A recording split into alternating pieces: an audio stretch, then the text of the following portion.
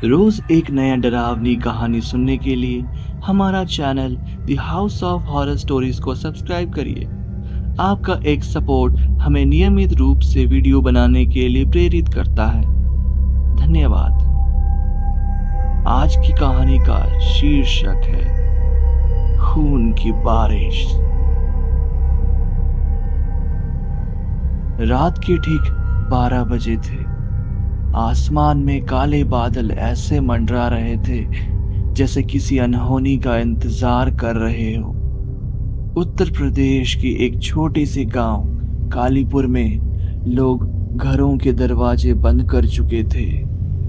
गांव के बुजुर्ग अक्सर एक पुरानी चेतावनी देते थे, जिस रात आसमान से लाल बूंदें गिरे उस रात किसी भी कीमत पर घर से बाहर मत निकलना। लेकिन नई पीढ़ी इन बातों पर विश्वास नहीं करती थी। गांव में रहने वाला 22 वर्षीय अर्जुन भी इन्हीं लोगों में से एक था। उसे भूत प्रेत की कहानियां सिर्फ अंधविश्वास लगती थी।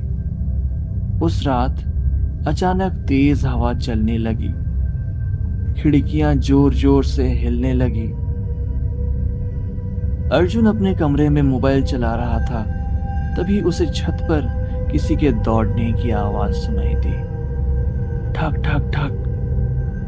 अर्जुन ने सोचा कोई जानवर होगा, लेकिन तभी बिजली चमकी और अगले ही पल टप टप टप खिड़की के शीशे पर लाल रंग की बूंदें गिरने लगी। अर्जुन ने खिड़की खोली और बाहर देखा। उसकी सांसें रुक गई। आसमान से पानी नहीं, खून बरस रहा था। पूरा गांव लाल बूंदों से भीग रहा था। सड़कों पर बहता पानी खून जैसा लाल हो चुका था। अर्जुन को अचानक दादी की बात याद आई, जब खून की बारिश शुरू हो जाए तो किसी भी आवाज का जवाब मत देना।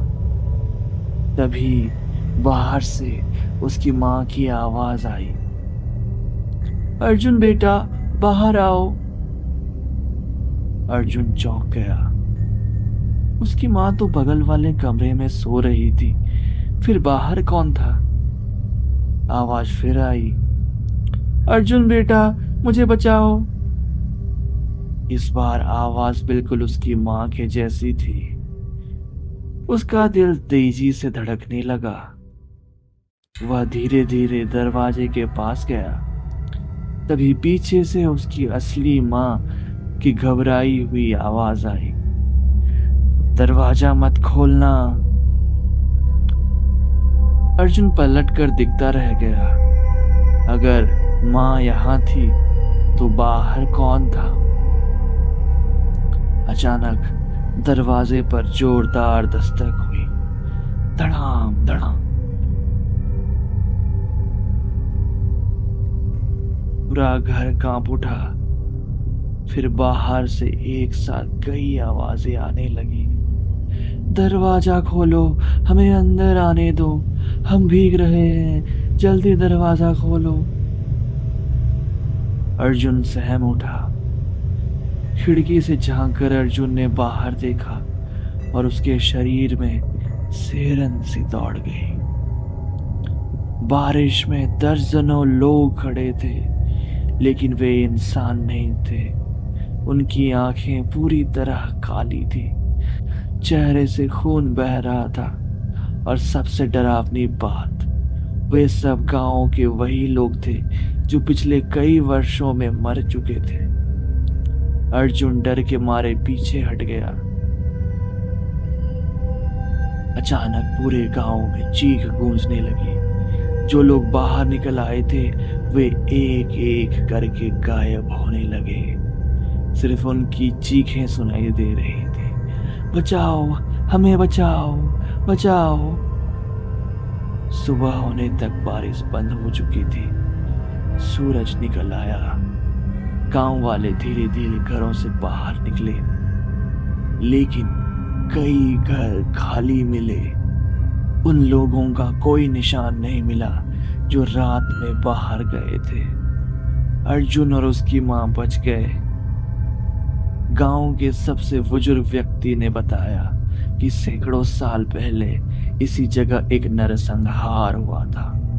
मरने वाले की आत्माएं हर 50 साल बाद लौटती है, और जब वो लौटती है तो आसमान से खून की बारिश होती है। उस घटना के बाद अर्जुन ने कभी उन कहानियों का मजाक नहीं उड़ाया, लेकिन कहानी यहीं खत्म नहीं होती। उस रात के 1 महीने बाद अर्जुन ने अपने मोबाइल में एक तस्वीर देखी जो उसने कभी खींची नहीं थी। तस्वीर में वह खुद अपने घर की खिड़की के पास खड़ा था, और उसके पीछे एक काली आंखों वाली औरत मुस्कुरा रही थी। तस्वीर के नीचे कुछ लिखा था, मगर वो साफ नहीं था।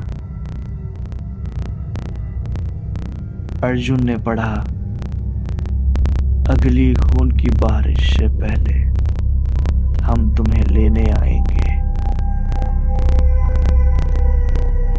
दोस्तों, आज की कहानी खून की बारिश अगर आपको पसंद आई है तो सब्सक्राइब करना ना भूलें, और रोज एक नई डरावनी कहानी सुनने के लिए हमारा channel the house of horror stories को सब्सक्राइब करिए। धन्यवाद।